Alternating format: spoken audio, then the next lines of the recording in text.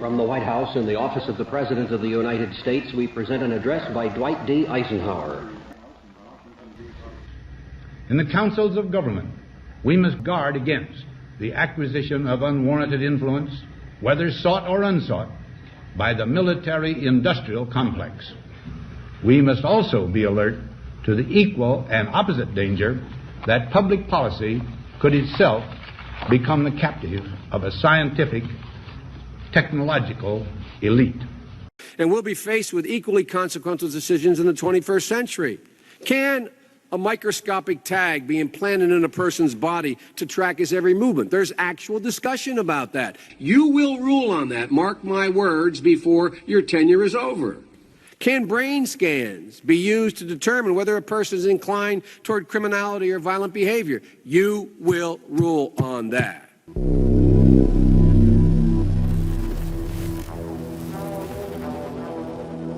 If you have enough data on a person, especially biometric data, and if you have enough computing power, you can understand that person better than the person understands himself or herself. And then you can control this person, manipulate them, and make decisions for them. Can you imagine that in 10 years when we are sitting here, we have an implant in our brains, and I can immediately feel, because you all will have implants. People will literally be part of a network.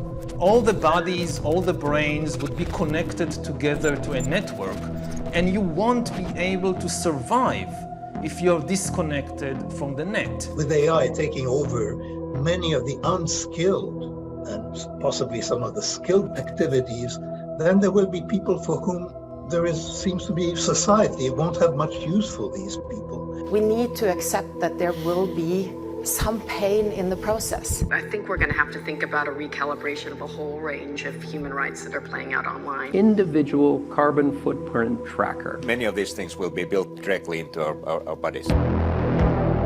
That's a hostile corporate takeover of your body and a digital surveillance censorship dictatorship. President Eisenhower tried to warn us about this years ago. The hostile takeover of a scientific, technological elite.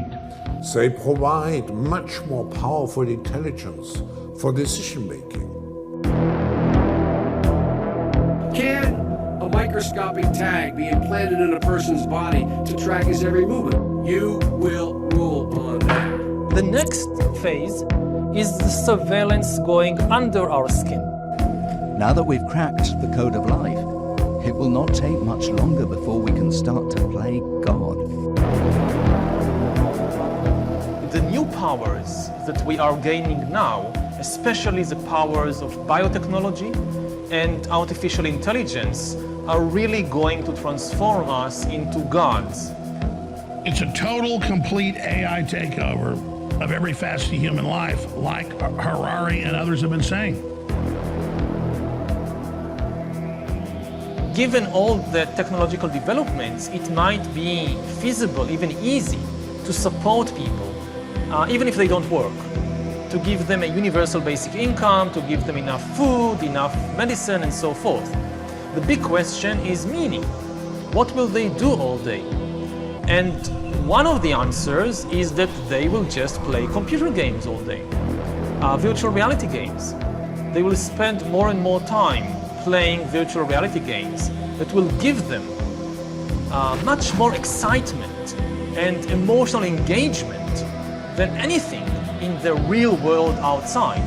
But what I see is a huge disruption. That is, before we get to the world that Yuval envisaged in his description of the future, there's going to be a complete destabilization of the human condition and of human societies. This is not going to happen quietly.